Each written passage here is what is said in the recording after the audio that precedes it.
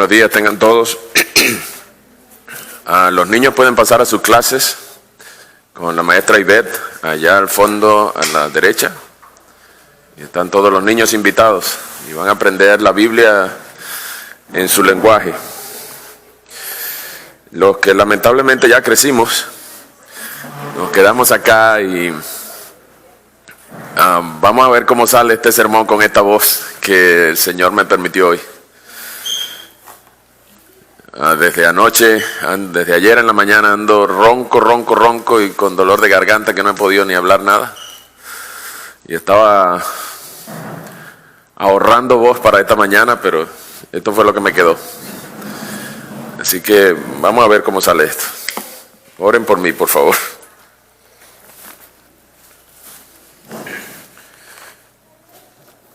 Bien, como muchos saben, seguimos en la carta, sermón, libro de Hebreos, en el Nuevo Testamento. Ya vamos por el capítulo 9. Mientras usted lo busca, voy a darle algunos detalles del capítulo 9. El capítulo 9 funciona como un resumen del libro. Así que hoy vamos a tener la oportunidad de tener como un resumen del libro. Y mientras usted lo busca y pone su marca libro, ahí en el capítulo 9 de Hebreos, recuerden conmigo desde Génesis 1, cómo las cosas eran perfectas cuando Dios creó todo lo que existe. Dios creó al hombre, Dios creó a la mujer, Dios creó a los animales. Y le dijo al hombre que le pusiera nombre a los animales, ¿se acuerdan? En el capítulo 2, ponle nombre a los animales.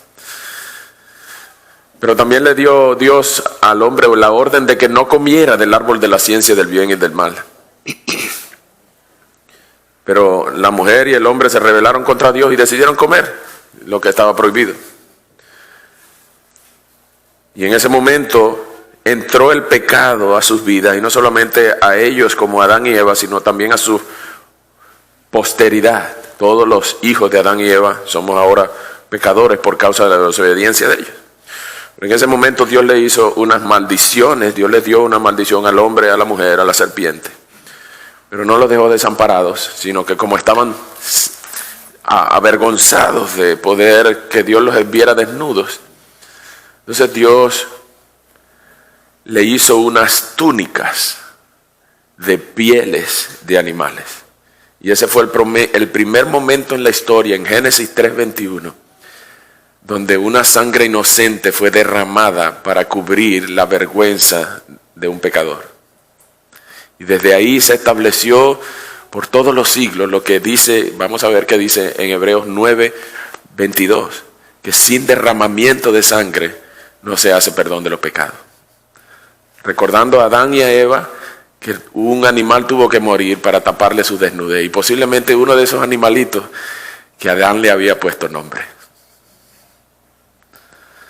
Y después de ahí en Éxodo se establecen los sacrificios levíticos. Y se establecen unos sacrificios tan complicados y tan detallados que había que matar un cordero, que había que matar una tórtola, que había que matar un buey para expiar el pecado del pueblo y primero los pecados del sacerdote, y había que agarrar la sangre, había que esparcirla 7 veces, pero antes tenía que agarrar con el dedo índice y rociárselo sobre el lóbulo de la oreja derecha y el dedo índice de la mano izquierda y rociárselo sobre el lóbulo del oído izquierdo. Una gran cantidad de detalles, simplemente para darle valor a la sangre de un animal que teñía o tapaba el pecado del pueblo. En Levítico 16 vemos el día de la expiación, o mejor conocido como el Yom Kippur. En Yom Kippur el sacerdote se cambiaba de ropa, se bañaba, se ponía vestiduras blancas, se cambiaba las vestiduras muy lujosas y se ponía un traje de lino muy sencillo para entrar al lugar santísimo con sangre, primero por su pecado y luego un cordero sacrificado por los pecados del pueblo. Y eso era sangre por aquí, sangre por allá y sangre por todos lados. Y quizás este que vamos a ver ahora es el sermón más sangriento que yo he predicado en mi vida. Y por algo el Señor me dejó ronco, para que no sea tan largo y tan sangriento este sermón. Pero eso era sangre y sangre y sangre por todos lados. Como las películas de terror, la película 300. Eso es sangre y sangre por todos lados. Parece que goteara sangre del televisor. Y en Levítico 17 se enseña que la vida del ser, la vida de todo ser, está en su sangre. Y lo que estaban queriendo decir era que los seres humanos no debemos comer otros seres humanos. Pero la gente lo agarró como para decir que no podemos comer morcilla o no podemos comer nada que tenga sangre. Porque la vida del ser humano está en la sangre. Y usted sabe que nadie puede existir sin sangre. De hecho, cuando van a hacer transfusiones de sangre, un punto muy polémico para los testigos de Jehová, se creía en la antigua medicina de que cuando le hacían transfusiones de sangre a una persona, entonces cambiaba su personalidad, porque le estaban poniendo la sangre de otra persona. Para algunos antiguos la sangre era como el alma, entonces le estaban transfundiendo el alma a otra persona. Pero se dieron cuenta que no, al cambiar la sangre, al transfundir sangre, no cambiaba la personalidad. Cosa que muchos años después, en el siglo XIX, también pensaron que los trasplantes de corazón iban a cambiar la personalidad de la persona cuando trasplantaban el corazón, y se dieron cuenta que no, trasplantaban un corazón y la persona seguía siendo el mismo. Entonces el alma no estaba dentro del corazón. Y hoy en día andan debatiendo la moralidad acerca de los trasplantes de cabeza, trasplantes de cuerpo, porque la sangre siempre ha sido el líquido vital del cuerpo. Ahora, muchos de nosotros que tenemos, como el doctor Chapatín, que tenemos cosa, la sangre. Yo no sé si ustedes, pero yo sí. Y la sangre adentro. Afuera eso es un escándalo. Es un escándalo. Una vez me corté aquí en la cabeza y eso era sangre por todos lados. Y cuando yo veo sangre, la tembladera es monumental. La sangre era usada en los tiempos antiguos para sacrificios. Y ustedes ven en muchas películas que usan la sangre para cosas malas. Nadie usa la sangre para cosas buenas. Para beber la sangre en los ritos satánicos, para los rituales satanistas o los babalaos, y la gente, los santeros usan la sangre para rociarla en las cosas malas. Y donde hay sangre, hubo problemas. Y usted, mientras más sangre hay en una película, parece que la película fue de más terror. Y algunos dicen, wow, tremenda película, mucha sangre. Pero para nosotros la sangre es una cosa extraña.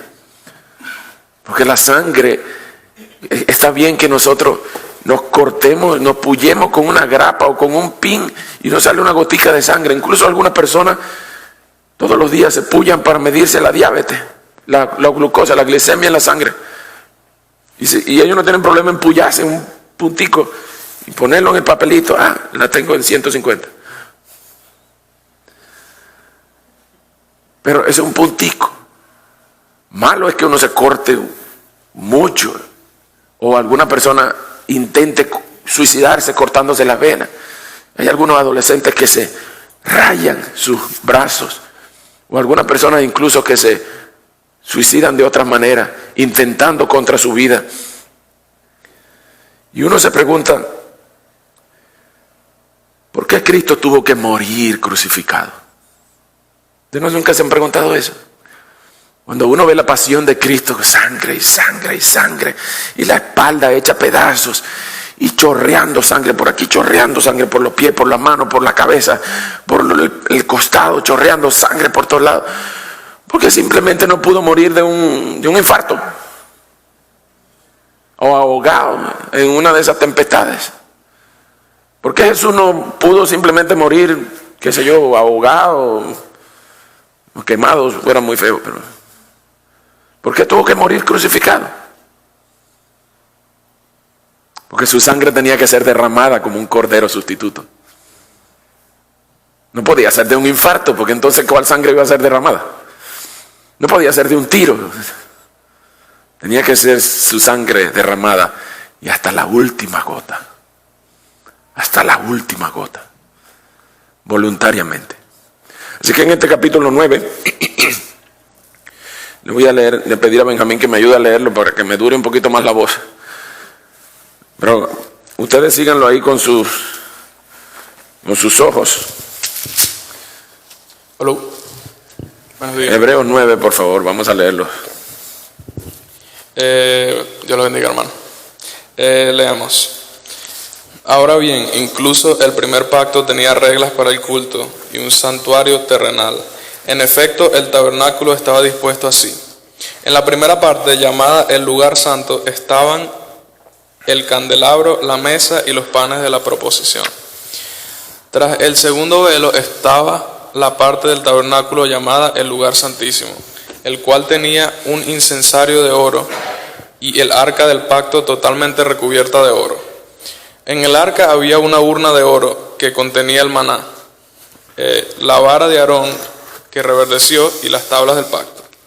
Por encima del arca estaban los querubines de la gloria, los cuales cubrían el propiciatorio. Pero de esto no se puede hablar ahora en detalle.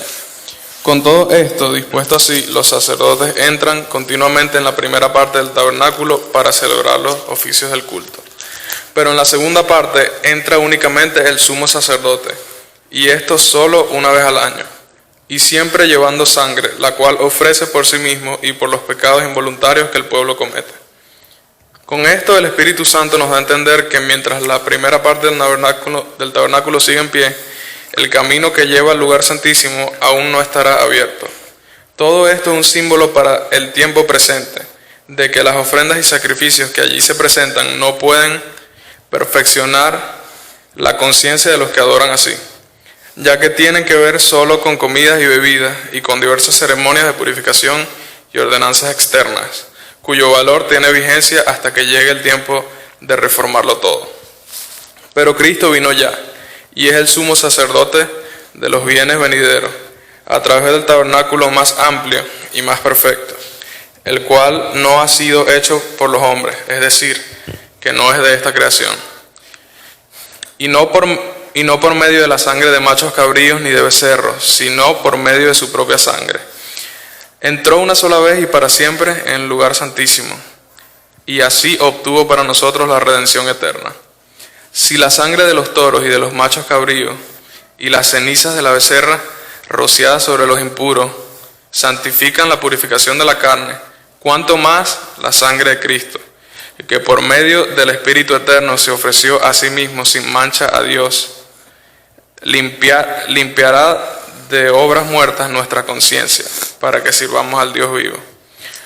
Por eso Cristo es mediador de un nuevo pacto, para que los llamados reciban la promesa de la herencia eterna, pues con su muerte libera a los hombres de los pecados cometidos bajo el primer pacto. Porque cuando hay testamento es necesario que haya constancia de la muerte del que lo hizo, ya que un testamento no tiene valor mientras el que lo hizo sigue con vida. Por eso ni siquiera el primer pacto se estableció sin sangre, porque después de que Moisés anunció todos los mandamientos de la ley a todo el pueblo, tomó la sangre de los becerros y de los machos cabríos junto con agua, lana, escarlata y una rama de hisopo, y roció el libro de la ley y a todo el pueblo. Entonces le dijo al pueblo: esta es la sangre del pacto que Dios les ha mandado. Además de esto, con la sangre roció también el tabernáculo y todos los vasos del ministerio.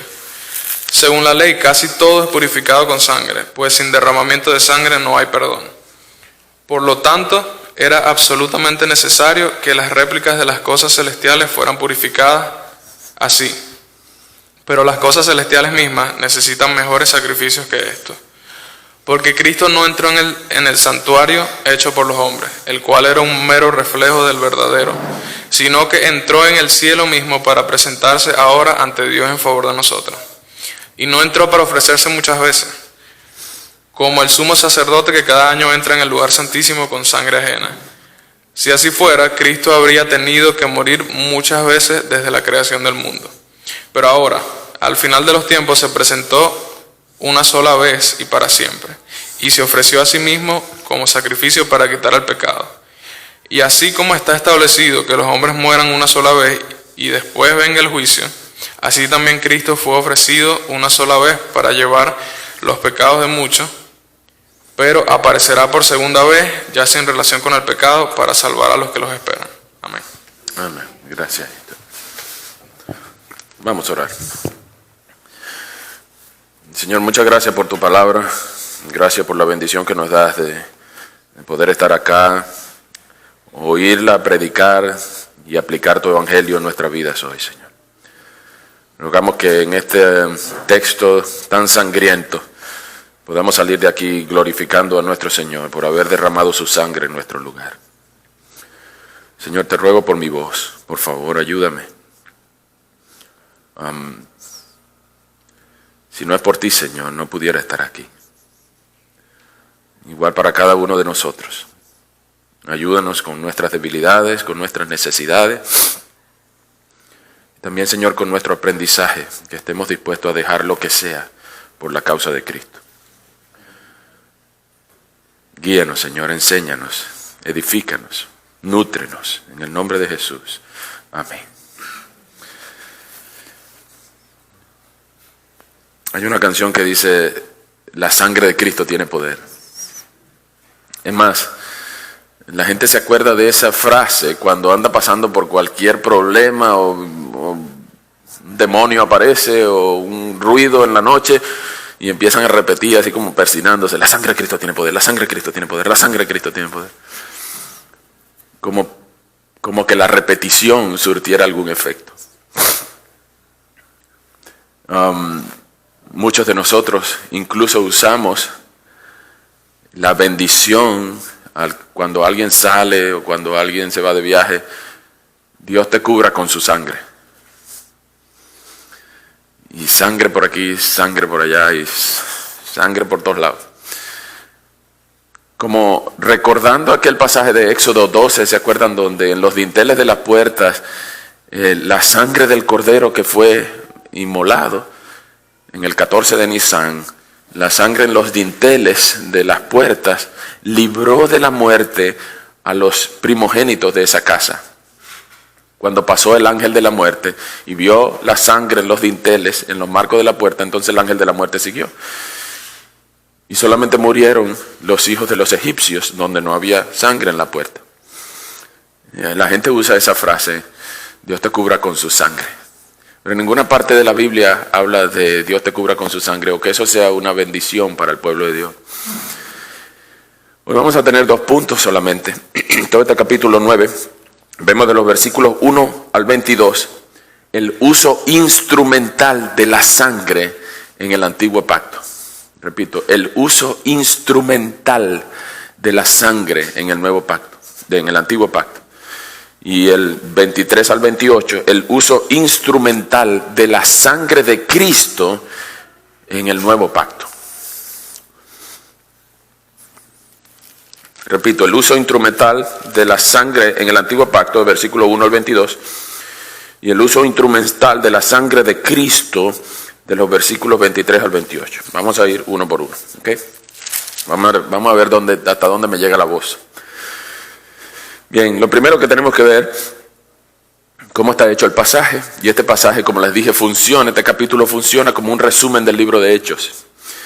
Porque el libro de Hechos es justamente una explicación de la supremacía de Jesucristo, de la inauguración del nuevo pacto, de la necesidad que tiene todo ser humano de dejar atrás las cosas pasadas y llegarse a Cristo y avanzar con Cristo y caminar con Cristo de la mano.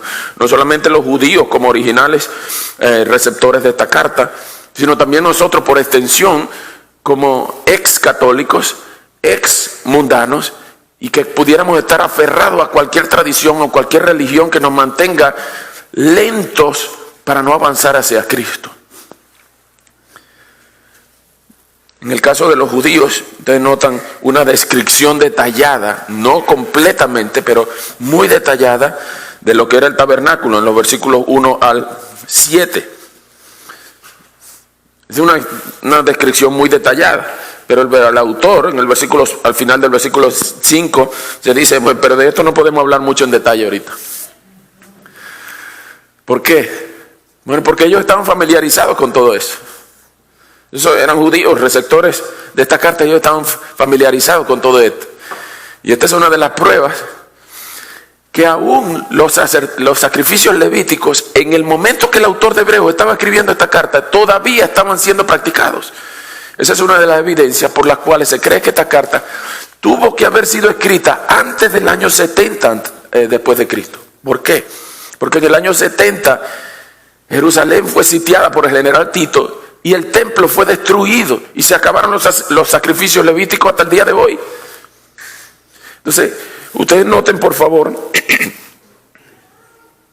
que en los versículos 6 al 8 todos los verbos están en presente, como que todavía los sacrificios estaban siendo practicados. Dense cuenta, los sacerdotes entran continuamente para celebrar, pero en el versículo 7, pero en la segunda parte entra tiempo presente, únicamente el sumo sacerdote, y esto una sola vez al año, y siempre llevando sangre por la cual ofrece por sí mismo. Y el versículo 8 dice una explicación que con esto el Espíritu Santo nos estaba dando a entender que mientras la primera parte del tabernáculo siga en pie, es decir, que todavía se estaban practicando los sacrificios levíticos en ese momento. Esta carta tuvo que haber sido escrita obviamente antes del año 70. O mejor dicho, este sermón tuvo que haber sido predicado. Por eso el predicador no da mucho detalle en el versículo 5, porque ellos estaban familiarizados con todo eso. Ellos sabían cómo estaba el incensario, en versículo 4. En el tabernáculo, en el lugar santísimo, había un incensario, un arca del pacto. Y también estaba un lavacro, pero no lo dice justamente porque ellos estaban familiarizados con todo eso. Y ahí empieza a hablar del uso instrumental de la sangre. El sacerdote tenía que entrar con sangre de una víctima inocente para pagar primero por sus pecados. Ustedes pueden leer esos detalles sangrientos en Levítico 16 del 1 al 16. El establecimiento del método de la expiación de los pecados del pueblo. La expiación de los pecados del pueblo, el detalle de la explicación está en Levítico 16 del 1 al 16. Pero ustedes dense cuenta que no puede entrar sin sangre.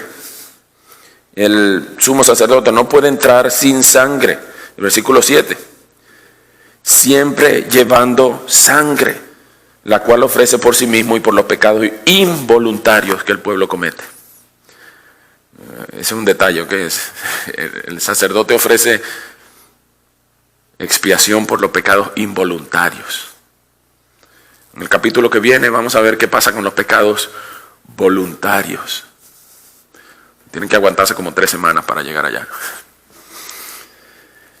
El uso instrumental era que la sangre, en versículo 7, el sumo sacerdote una vez al año entraba al lugar santísimo y la ofrecía primero por él y luego por los pecados involuntarios del pueblo. Y eso aplacaba la ira de Dios por al menos unos minutos. Porque al cambiarse de ropa y al cerrar el día, la gente volvía a cometer pecados. Y tenía que esperar hasta el año que viene para que el sacrificio volviera a quitar sus pecados. ¿Se imaginan eso? Sangre, sangre.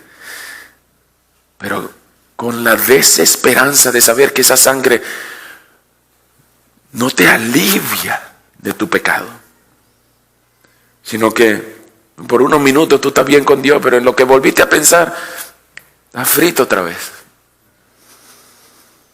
Imagínense vivir en el antiguo pacto así.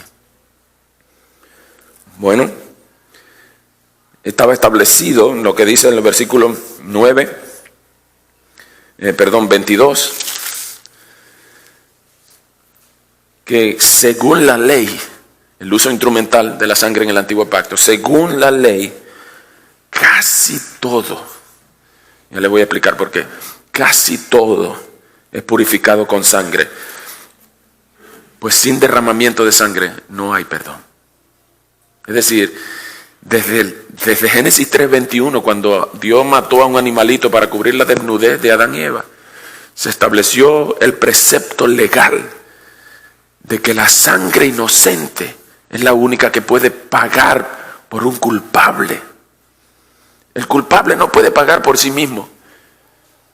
Adán no podía pagar por sí mismo. Ni siquiera Dios matando a Adán podía ser restaurado. Sino que la única manera que la ira de Dios era aplacada era con el derramamiento de una sangre inocente. Igual, en el antiguo pacto, los pobres animalitos, los bueyes, los corderos, las palomitas y cualquier cosa que mataran para rociar la sangre en el altar, no tenían la culpa de los pecados que había cometido el pueblo. Entonces eran unas víctimas inocentes. Pero ¿saben qué? No eran humanos. Ni el chivo, ni el macho cabrío, ni el cordero, ni el buey, ni la tórtola, ni ninguno de los animales podían quitar los pecados, porque primero que no eran humanos y segundo que no eran inocentes. Estaban también bajo la maldición de la creación en Génesis 3. Por eso Dios estableció el sistema de sacrificio levítico, sabiendo que Él solamente teñía los pecados y no le asqueaba el olor del pecado, porque Él se tapaba con un manto de sangre.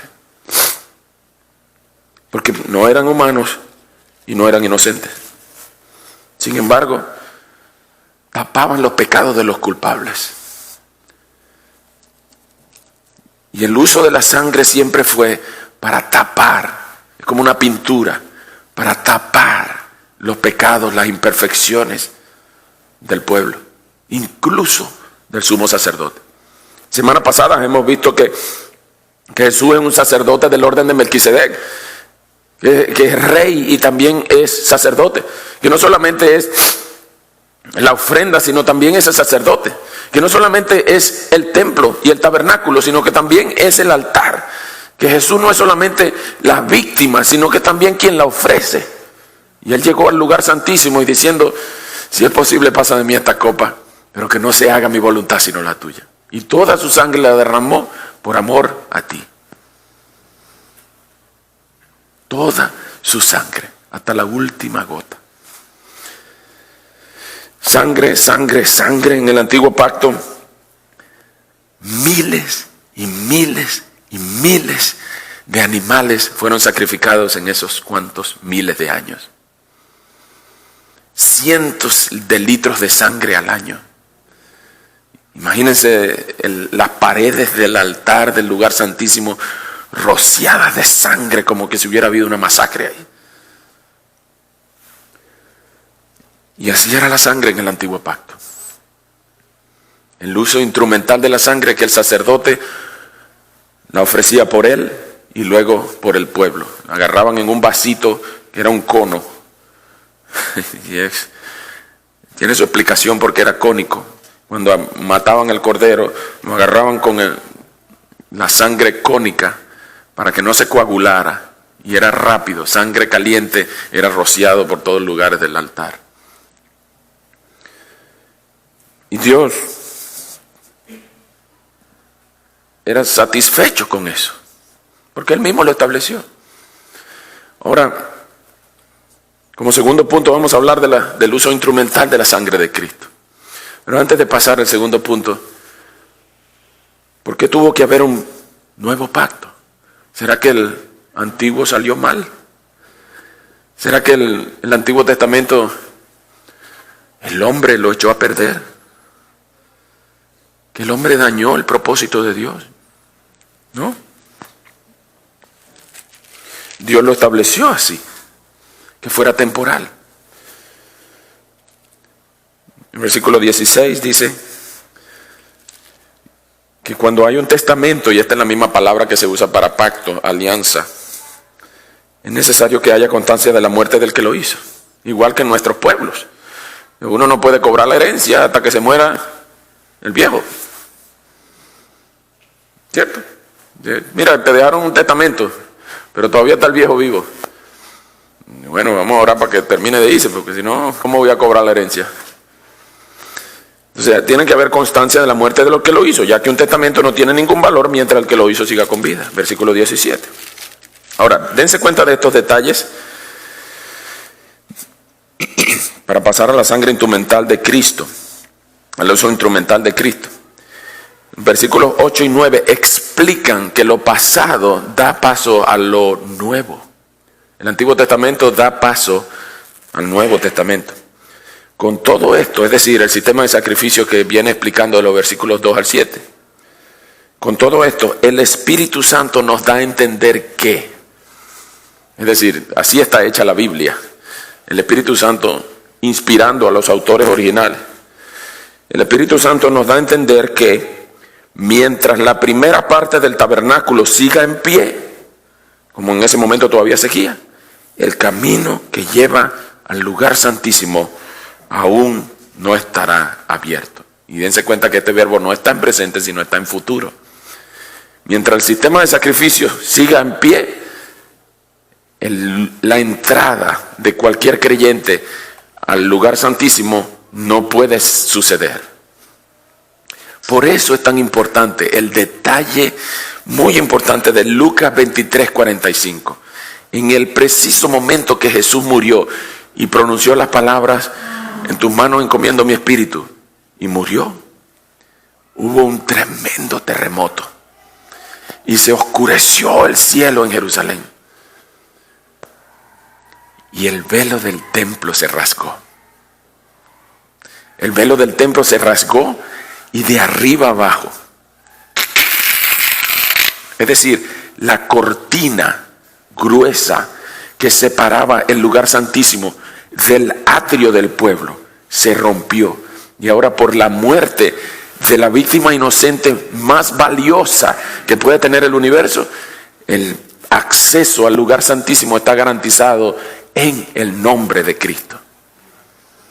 El detalle del velo roto es lo que nos da acceso al lugar santísimo. Versículo 29. Todo eso es un símbolo. Todo eso son símbolos. No eran las cosas literal. No, el velo del templo no se rompió porque hubo un terremoto.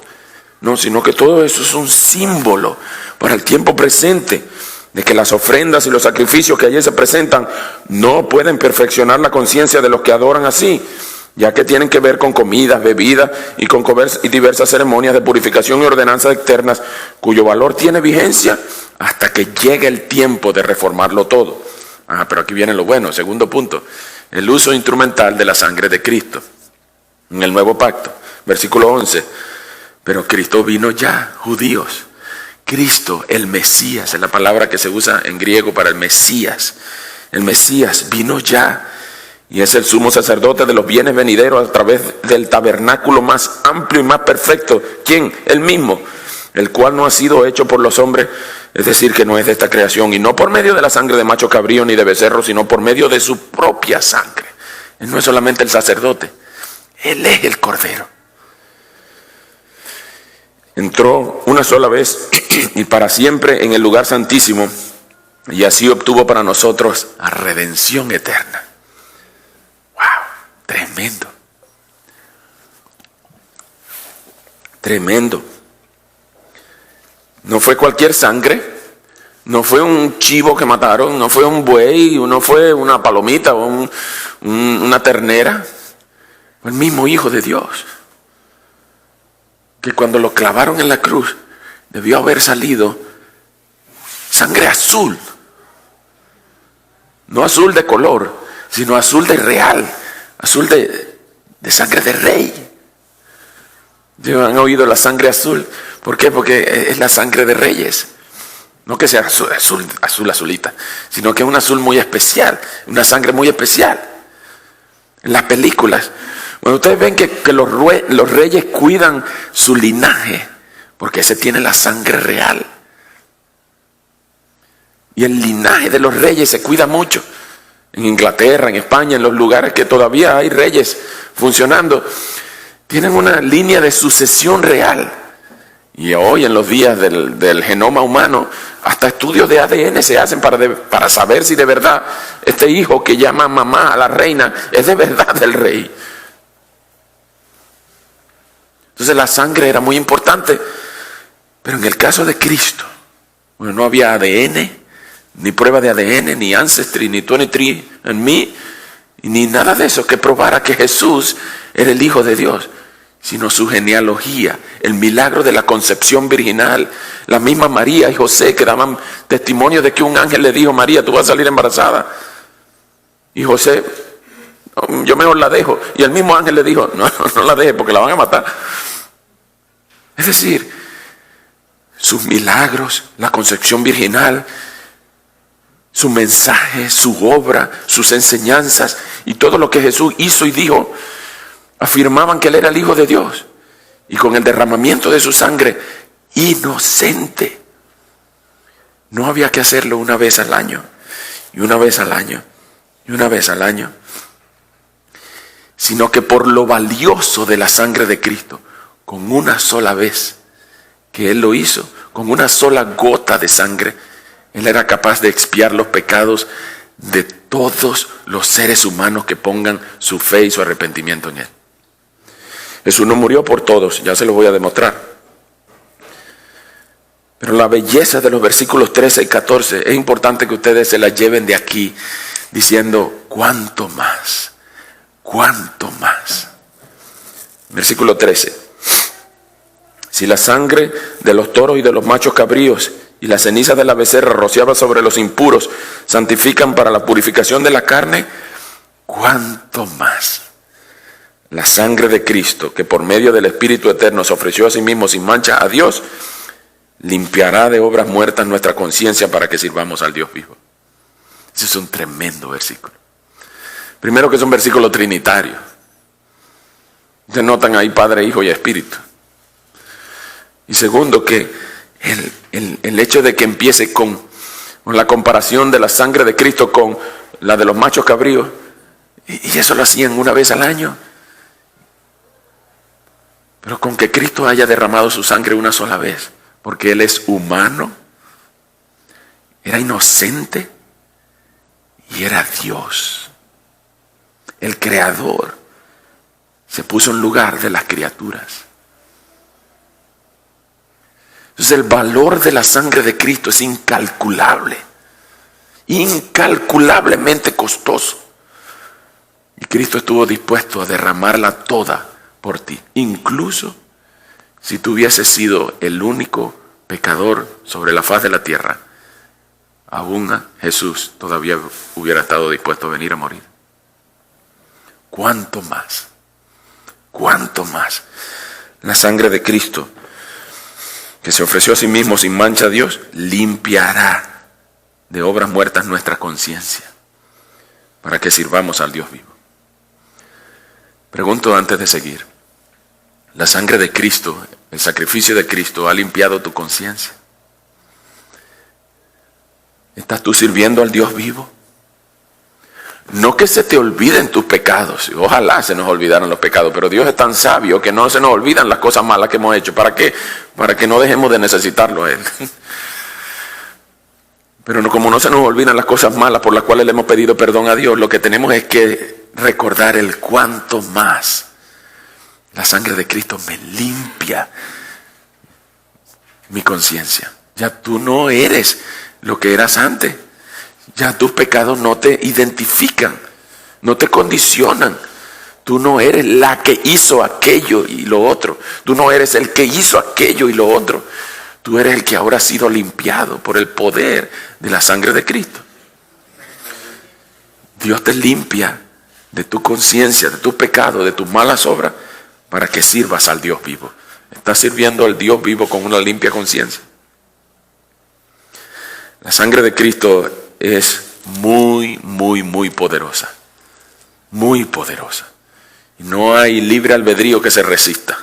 No hay pecado que la sangre de Cristo no pueda lavar y limpiar. No hay poder humano en el universo conocido que se resista al poder que hay detrás del sacrificio, la misericordia y la gracia del Dios vivo. Seguimos. En la semana pasada vimos lo que dice el versículo 15. Cristo es un mediador de un nuevo pacto para que los llamados, no todo el mundo, les dije que le iba a demostrar que Jesús no murió por todo el mundo. Cristo es mediador de un nuevo pacto para que los llamados nada más, reciban la promesa de la herencia eterna, pues con su muerte libera a los hombres de los pecados cometidos bajo el primer pacto. Ahora seguimos. Moisés en el monte Sinaí estableció los sistemas de sacrificios. Ustedes habrán leído quizás Éxodo, están familiarizados cómo se estableció la ley, pero lo cierto es que cuando Dios le dio la tabla de la ley a Moisés, Moisés terminó en el versículo 19, después que Moisés anunció todos los mandamientos de la ley a todo el pueblo, tomó la sangre de los becerros y de los machos cabríos junto con agua, lana, escarlata y una rama de hisopo, y roció el libro de la ley, y roció también a todo el pueblo. Cuando ustedes vayan para una misa católica, que no sé para qué debieran ir, pero seguramente a lo mejor ustedes han ido, ustedes ven que el cura, el sacerdote, rocía con agua bendita a la gente. ¿Ustedes no han visto eso? Y algunas veces echa así en la cara, porque seguramente es más pecador que otro. Entonces, de ahí sale esa idea, no de agua bendita. En ninguna parte de la Biblia nadie rocía agua bendita. Es el rociamiento de sangre. Pero no le van a echar sangre a la gente hoy en día. Entonces le echan agua y es agua normal. Pero dicen que es agua bendita. Y la gente llega a las capillas y en donde está la pila bautismal, mojan 3 dedos. No, agua normal. Tradiciones, costumbres que nos enseñaron que no están en ninguna parte en la Biblia. En ninguna parte. Pero lo cierto es que Moisés le dijo, versículo 20, le dijo al pueblo, esta es la sangre del pacto que Dios les ha dado. Y ese versículo nos acuerda la sangre del pacto que Jesús también dijo en el aposento alto, inaugurando el Nuevo Testamento cuando Jesús estaba antes de morir, 9:20, Jesús en Mateo 26 diciendo, esta es la copa en mi sangre. Esta es la sangre del nuevo pacto. Tómenla todas las veces en memoria de mí. Entonces, la sangre de Cristo es instrumental porque se cumple con el precepto universal de Hebreos 9:22 y Génesis 3:21, que sin derramamiento de sangre no se hace remisión de pecado. Y por eso Cristo no podía morir de un infarto, de un tiro, ahogado, quemado, o de cualquier otra manera, o de COVID, o de nada de eso. Cristo tenía que morir crucificado. Tal como la serpiente en el desierto fue levantada, Cristo tenía que ser levantado. Cristo tenía que derramar su sangre tal como los corderos. Su sangre es la que nos limpia. Y su sangre es la que no solamente tiñe los pecados, sino que como el cloro en la ropa, quita las manchas. Cuando te vaya a lavar una ropa que está manchada y te le eche cloro, te acuérdese de la sangre de Cristo. En Salmo 51 dice que si mis pecados fueren muchos como la grana, serán blanqueados como la nieve. Entonces ya Dios no te lleva un récord. Mira, tú hiciste esto el día 4 de mayo del día tal, del año tal, a las 15 horas 55 minutos 30 segundos. Y en el cielo no hay una impresora. Ping, ping, ping, ping, todas las cosas malas que tú has hecho, dicho, pensado. O tampoco por las buenas que haya dejado de hacer. Porque según Colosenses 2, el acta de decretos que estaba contraria, el acta de tus pecados, tu historial, tu prontuario contra Dios, fue clavado en la cruz y emblanquecido con la sangre carmesí, inocente y poderosa del Cordero de Dios. Entonces, tú puedes tener una conciencia limpia y servir al Dios vivo y levantarte todos los días y gracias, Señor, por un día más y gracias por un día menos para verte cara a cara. Gracias por haber lavado mis pecados con la sangre preciosa del Cordero. Gracias por darme un puesto en tu mesa. Gracias por llamarme hijo. Gracias por darme la posición que tú tenías, que Cristo tenía. Yo no pude vivir la vida que Él vivió, pero por Él ser mi sustituto en la cruz, ahora yo puedo disfrutar de sus méritos frente a ti. Y cada vez que usted ore y cierre diciendo en el nombre de Jesús, antes de decir amén, usted puede acordarse que tú debías pagar por tu propia sangre, pero como Él pagó por ti, si tú pones tu fe y tu arrepentimiento en Él, Él es tu sustituto y Él te salva y te limpia. Nos dice 1 Juan 1:9 que si confesamos nuestros pecados, Él es fiel y justo para perdonarnos y limpiarnos de toda maldad. Entonces tú puedes vivir la vida confiado que Él te perdonó. Por muy malo que haya sido lo que tú hiciste, por muy escandaloso, por muy trágico, Dios es capaz de perdonar cualquier pecado. Si no escatimó ni a su propio Hijo, ¿cómo no nos dará también perdón por todas las cosas? Miren esto, para terminar. En los versículos 23 al 28 nos dan el resumen del uso instrumental de la sangre de Cristo en el nuevo pacto. ¿Será que Cristo en el Getsemaní tenía otra opción diciéndole al Padre, Padre, si es posible pasa de mí esta copa, anda, invéntate otra? No. Versículo 23 dice que era absolutamente necesario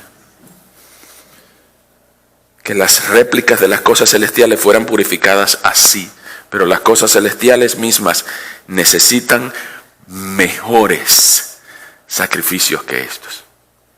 Mejores sacrificios que estos. 9:23. Es decir, el sacrificio de Cristo es mucho mejor. La sangre de Cristo es mucho mejor. La ofrenda de Cristo es mucho mejor.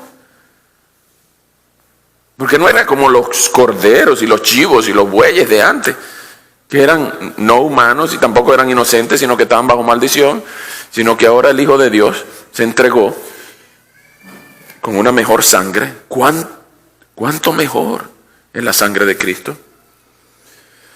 Versículo 24, porque Cristo no entró en el santuario hecho por los hombres, el cual era un mero reflejo del verdadero, sino que entró en el cielo mismo para presentarse ahora ante Dios en favor tuyo, en favor de nosotros. Cuando tú estás pecando, cuando estás pensando cosas malas, diciendo cosas malas, ofendiendo a tu esposo o a tu esposa, desobedeciendo al maestro de la escuela, al profesor,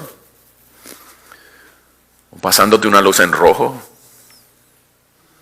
o tú estás pensando cosas malas mientras ves a una persona que no es la tuya o el tuyo. Cuando tú estás chismeando, murmurando, cuando tú estás haciendo cosas malas, recuerda que en el cielo mismo el Hijo se está presentando ante el Padre en favor tuyo. Desde la mesa de la derecha, desde la silla de la derecha al trono de Dios, el Hijo le dice al Padre, perdónalo, ella no sabe lo que hace. Perdónalo, papá, yo también pagué por él. ¿No es extraordinario eso? Y eso, para quien lo entiende, hermanos, hermanas, lo último, ni siquiera lo último, no puede hacernos pensar, bueno, si Él intercede por mí, entonces yo voy a hacer lo que me dé la gana. Yo voy a vivir como me dé la gana, porque igualito Él está susurrando al Padre con su voz melodiosa acerca de mí. Perdónalo, yo también pagué por él. Hermano, te advierto y te exhorto, si tú piensas así, Jesús no está intercediendo por ti nada. Jesús te está acusando más bien y diciendo, arrepiéntete y cree en el Evangelio. Y deja tu mal actuar y apártate y no tardes más en dejar atrás el pecado que clavó a Cristo en la cruz. Si tú disfrutas pecar, muy posiblemente tú vas rumbo al infierno. Si tú eres capaz de esconderte, si tú eres capaz de tapar, planificar, organizar tu pecado, y si tú eres capaz de dejar de hacer cosas santas para ir a pecar y deleitarte en tu pecado, por muy placentero y temporal que sea, pues probablemente tú no seas cristiano. Jesús no está intercediendo por ti. Jesús no murió por todos. ¿Cómo sabemos eso?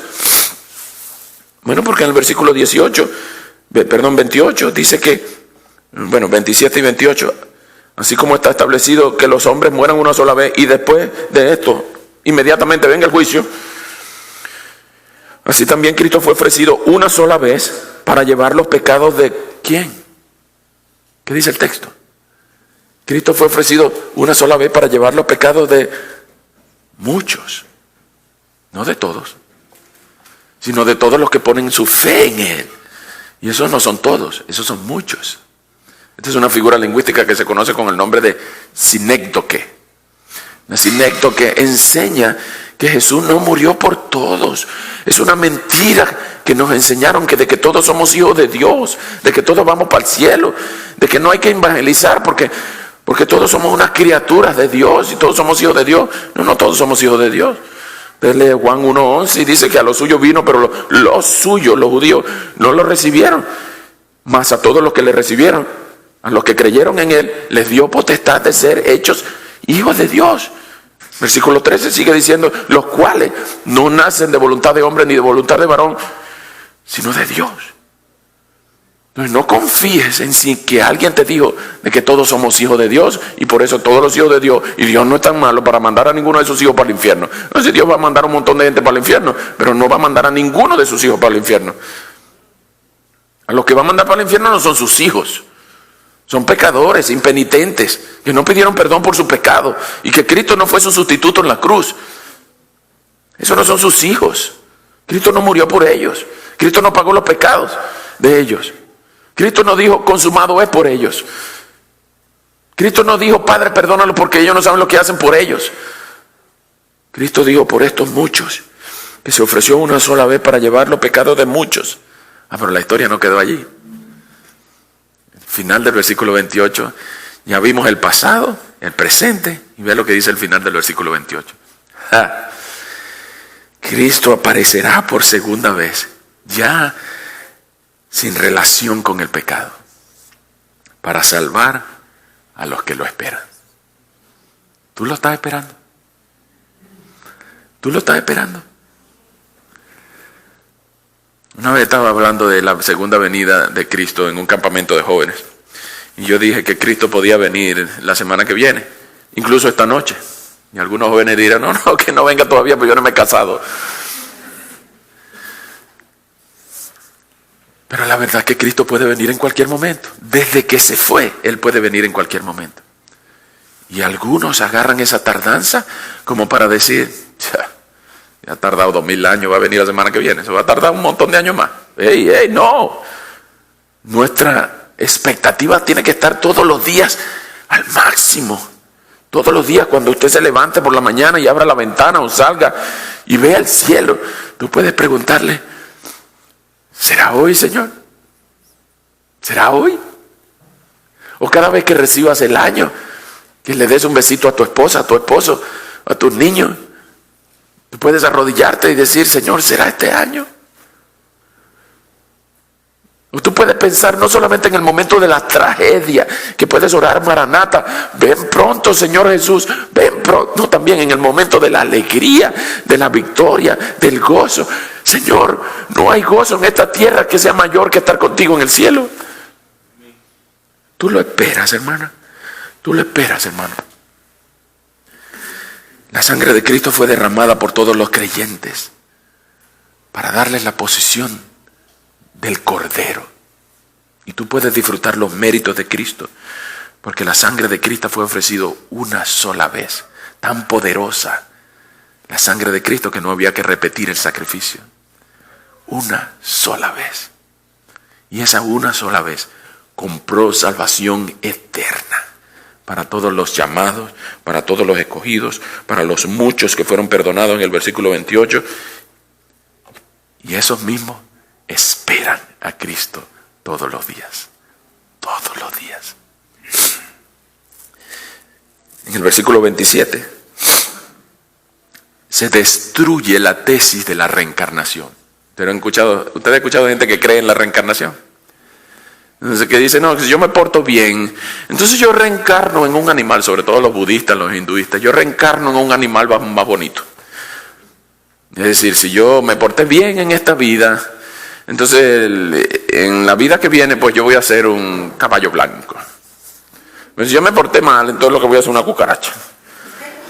Y así, una sucesión infinita de reencarnaciones y reencarnaciones y reencarnaciones. Dependiendo de cómo tú te portes, nunca vas a la eternidad, sino que vas a reencarnar en una cosa, en otro ser vivo. Puede ser en una mata, puede ser en un chivo, puede ser en un ornitorrinco, puede ser en lo que sea. Pero la Biblia destruye ese argumento, no solamente en Marcos 12, cuando hablan de Jesús enseñándole, ustedes no saben lo que están hablando, sino en este versículo, en 9:27, donde dice, está establecido que los hombres mueran una sola vez y después de esto venga el juicio. Dice, tú no tienes vidas infinitas. Tú no eres ni siquiera como un gato que tiene 9. Tú tienes una sola vida y un solo sacrificio fue pagado por ti. Una sola vez y para siempre. Entonces tú no puedes dejar pasar la vida que tienes. Y aquí entre hermanos, creo yo que todos somos creyentes. Pero no es dejar pasar la vida como que no voy a aceptar a Cristo y me voy a ir para el infierno. No. Ustedes ya saben como suficiente para vivir, entregarle tu vida al Señor y vivir para Él. Sabe lo que es la sustitución, sabe lo que es la expiación, sabe lo que es la confesión, sabe todas las cosas y poner tu fe en Cristo. Y tú puedes pedir perdón por tu pecado y misericordia para tu alma hoy mismo antes de que Cristo venga. Pero también es que la vida se nos pasa a los que ya somos cristianos. Y estamos viviendo vidas de religiosidad, donde somos creyentes y nos pesa ser cristiano. Dice, bueno, el gozo que me da servir al Señor es una cosa indescriptible. No hay más satisfacción que servir al Señor. Y no le avisa la cara lo que está diciendo. Pareciera que algunas personas son cristianos por obligación, por religión. Porque no hay otra mejor cosa que ser para que Dios nos salve. Pero son cristianos tristes. Son cristianos sin gozo. Son cristianos que no tienen esperanza. Nosotros los cristianos no podemos ser así. Tenemos que ser personas gozosas, porque Él ya nos ha dado una posición, Él nos ha dado esperanza, nos ha dado importancia, nos ha dado significancia, y nosotros somos quienes somos en Cristo, no por nosotros, no, nuestros propios méritos, pero tenemos una sola vida, y después de este el juicio. Pero el juicio ya fue pagado por nosotros. De nosotros vamos a pasar por este ladito del juicio. Mientras están juzgando a los impenitentes, los redimidos, vamos a pasar por este ladito derecho al cielo. Porque el juicio ya de nosotros fue hecho en la cruz. La sangre de Cristo una sola vez fue ofrecida por nosotros. Y Cristo es el sacerdote y es la ofrenda. Es el templo y es el sacrificio.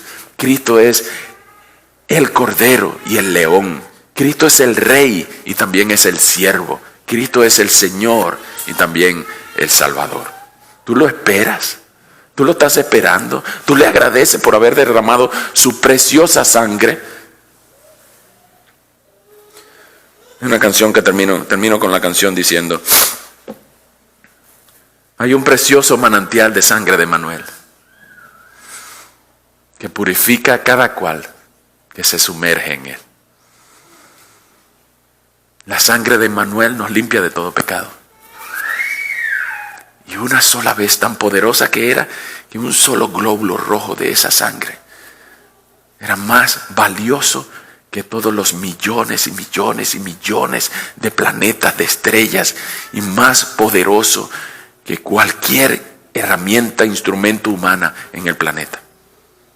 La sangre que fue derramada por ti fue costosísima, fue valiosísima. Ama al Señor, vive para Él. Fue costoso el sacrificio. No menosprecies la sangre que por ti fue derramada. No vivas en el pecado que clavó a tu Señor en la cruz. No menosprecies el precio que por ti fue pagado. No menosprecies el costo de la sangre que a nuestro Señor le costó todo. No hables mal de aquel que por quien Cristo también murió. La sangre de Cristo tiene poder. Tuvo poder. Y tendrá poder para salvarnos a todo lo que lo esperamos. Vamos a orar. Señor, muchas gracias por tu palabra. Gracias por la bendición que nos das de estar acá, considerar el costo de la sangre de nuestro Señor, el costo de su sacrificio y la bendición que es poder vivir para Él todos los días de nuestra vida. Señor, rogamos por bendiciones para cada uno de los que han creído, aquellos que fueron lavados por la sangre, los que fueron llamados, los que fueron escogidos, los que fueron perdonados. Señor, ayúdanos a vivir con el costo de esa sangre en nuestros agradecimientos, porque no podíamos nosotros mismos. No podíamos pagar con nuestra propia sangre, pero en Jesucristo hemos sido lavados. Ya nuestras vidas pueden ser contadas como salvas, porque en Cristo nuestros dinteles y nuestros marcos han sido marcados como separados de la muerte. Las vestiduras de Cristo nos han teñido, no solamente teñido y tapado, sino nos han quitado nuestra desnudez y nuestra falta de santidad. Pero gracias, Señor. Gracias por haber enviado a Jesús por nuestro lugar. Y tan poderosa era su sangre que al ser ofrecida una sola vez, compró para nosotros salvación eterna. Para todos los escogidos, para todos los llamados, para salvar a los que lo esperan. Señor, danos por favor la sensación de esperarlo todos los días. Todos los días. Señor, ven pronto por favor. Y ven a reformarlo todo. Ven a poner las cosas en su lugar. Ven a llevarnos contigo a casa, al lugar eterno donde estaremos contigo por siempre. Señor, te amamos, te necesitamos, te estamos esperando. En el nombre de Jesús. Amén. Dios les bendiga, hermanos.